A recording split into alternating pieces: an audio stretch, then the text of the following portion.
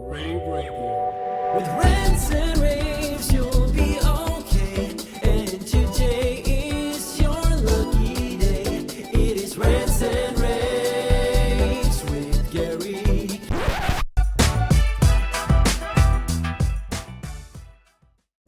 Hi everyone, welcome to another episode of Rants and Raves. I'm Steph Beckett, and this is our pre-InfoComm 2026 series in which we tell you what you should check out at the show.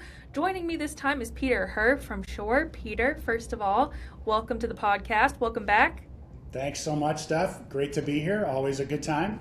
Absolutely. So how have you been? How is the InfoComm prep going? It's fast and furious. I mean, we're just a little bit out from. I can't believe it's already here. I feel like I was just at ISE, which we had a lot of cool announcements there. But InfoComm just comes like right behind it, and I feel like you never even stop planning until July, when you can relax for a little bit, right? For like a second, yeah. Exactly. Absolutely. So, okay, we're coming out of ISE. You guys had probably one of the biggest announcements at the show, the bar that everyone was talking about and is still talking about. So let's talk about that a little bit. Will that be back at InfoComm? It will be. This is going to be kind of our first stateside appearance of the Bar Pro, IntelliMix Bar Pro. The response at ISE was off the charts. It was really, really exciting for people to kind of see kind of our first all-in-one offering, right? The camera system alone in that device is just out of control and really, really outstanding. It has a lot of incredibly cool features in terms of the IntelliMix View technology, to be able to see all the participants equally. We're definitely doing some demos of that product in the booth. It will be positioned in a few different spots in the booth as well at InfoComm. So come on out and check it out. If you didn't see it in person at ISE, it'll be there at InfoComm in Vegas. That's smart that you were putting it in a few different spots in your booth, because if I know anything about your booth, I know how insane it's going to be. I know how hard it's going to be to get in and get out of there as someone who spends a lot of time at the Shure booth. Yep. So strategically placing it around so that it's not just in one area that only a few people can get to at one time. Very smart. Yep. Yeah. We did a kind of an inclusive walkthrough demo type of situation at ISE. It's going to be a similar type of demo with that focuses more just on one room within our booth. But again, that one room is obviously, somewhat limited in terms of the population that can enter that at any one given time. So multiple stations are kind of critical. So people can just get up and touch it, see it, look at the back or the front, all the ins and outs of it, etc. Perfect. What else can we expect to see from Shure this year at InfoComm? So one thing we did at ISE, which we kind of previewed a little bit in what we call our innovation lab, which was upstairs from the booth, is as we enter 2026, we're entering the 10th anniversary of our Microflex Advance array microphone portfolio, which we started kind of celebrating at ISE in February with the launch of the MXA320, which is our table array microphone. We launched the 310, the MXA310 back in 2016. Now, 10 years later, we launched the 320. For InfoComm, we are launching a couple of new ceiling array microphones, which we are super pumped about. We did tease them, kind of preview them at the Innovation Lab and gave some brief demos, but this is the full launch. This is the full bore announcement. And the first one is the MXA 925, which is our new flagship.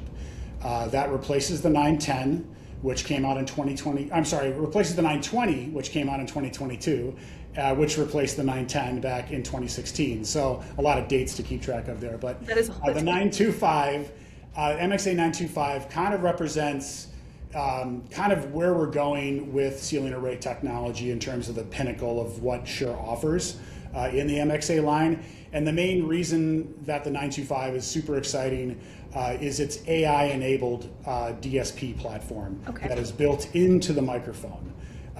Definitely something that has never before been done. We've had IntelliMix DSP on board our microphones in the past, but this is an AI-enabled version of that platform, and that basically constitutes three different elements. Two things are already available in our IntelliMix Room software.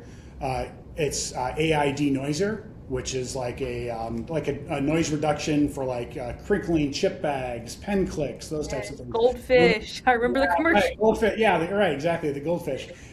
Removing those types of distracting sounds from meetings.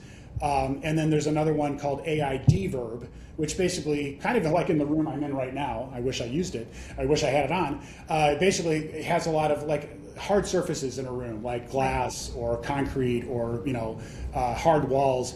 Those kind of like reverberant state rooms kind of make it hard to hear sometimes on the far end from a conversation. So that AI deverb and AI denoiser are built into the microphone as part of the software that's on board the mic.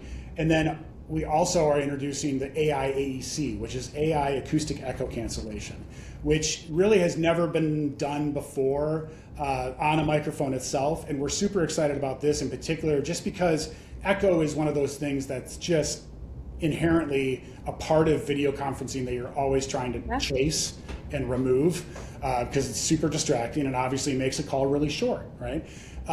So this AI AEC works in a way that we've pre-trained the AI AEC on the device in thousands of scenarios, thousands of conference rooms, thousands of echo type of situations. So what the microphone is able to do is take stock of a room when it gets turned on and instantly matches kind of the echo profile or the profile of that room to one that's really close, built into the microphone itself, and cancels that echo instantaneously. So there's no convergence time. There's no waiting for it to find itself like it does on, either a third-party box or even some of our own boxes. It just works, and the echo gets eliminated instantaneously, and the audio quality is stunning. So it's really awesome to have it on the microphone itself, because it really limits, it just eliminates the need for anything further down the signal chain.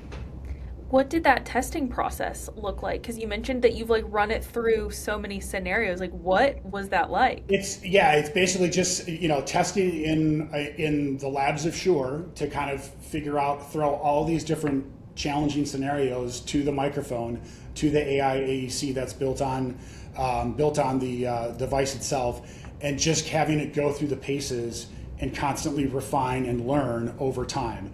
And the good thing is that, obviously it's fixed at a point in time in terms of what it's got on board with it right now, but the 925 is also built on a platform that has a lot of headroom for future advancements in it. So further firmware updates and updates that will come in the form of free updates that will come every quarter or so will continue to improve the performance of it over time. So yeah, that testing was done again over the course of the last few years. It's ridiculously accurate, and the performance is second to none. That's awesome. Something that I checked out when I was at y'all's booth at NAB was the Axient Digital PSM. Oh, and yeah. That got a new firmware update too. Yes, it did. Yeah, that came with a lot of new feature sets that we are super excited to talk about at NAB. Yeah, that was a big one. That was something that firmware updates obviously are very common in this industry, and they're always coming fast and furious. But some of the ones that get the banner treatment and really kind of set the bar for the next generation of product releases is something that we definitely wanted to make some noise about. Are we going to be able to see that at InfoComm too? I know obviously NAB is different, but it's very quickly becoming similar to. Yeah, for sure. Yeah, there's definitely spillover into the InfoComm audience for sure. A lot of our pro audio offerings will be at InfoComm as well, including the AMX4, the ADPSM. Yeah, you can count on it. Awesome. What else can we look forward to seeing from Shure at InfoComm? Well, the other MXA release is an update to the current MXA 901, which is our small little 13-inch round array that we launched back in 2024. It's not necessarily a new product, but it has some new features and new functionality that have been brought to make it more like, I kind of call it like a 920 Lite, if you will. The 920, the 925, is a larger form factor. It's either 2 feet by 2 feet or about 25 inches in diameter. The 901 is significantly smaller, about half the size. And that really works for a lot of integrators and users that are looking for something that's a little bit more attractive, maybe an open ceiling type of thing where they're going to suspension mount it or pole mount it. But the 901, when it launched, didn't have some of the capabilities in terms of voice lift or camera tracking capability. That's what this new feature, this new version of the 901 introduces, is some of those new advanced capabilities are now part of the 901 feature set, which allows you to just kind of do more control with where the coverage is and isn't in a given space, camera tracking, but then obviously maintains that same form factor. So the look and feel doesn't change, it's just the performance is elevated. Awesome. And something that I've been asking everyone that I've been interviewing as part of this series is for people who are, let's say it's their first InfoComm, they're walking the show floor, they don't know what to do. What is one reason you would give them for why they should stop by Shure? Well, I feel like for this year in particular at InfoComm, it's just something that our offerings within the video conferencing space, like the Bar Pro and our room kits, have just really kind of expanded our reach in terms of what we have to offer in terms of full solutions. Really, I've been at Shure a long time, and I've never really had a portfolio that's been so comprehensive. Yeah. And I think that that's something that we can really fully say, like, from loudspeaker to DSP to microphone to camera, come to us and let's talk, because we can make your collaboration experiences better. Absolutely. Like every form, and even that, but also like every form of audio in any kind of space, like y'all have a solution for it.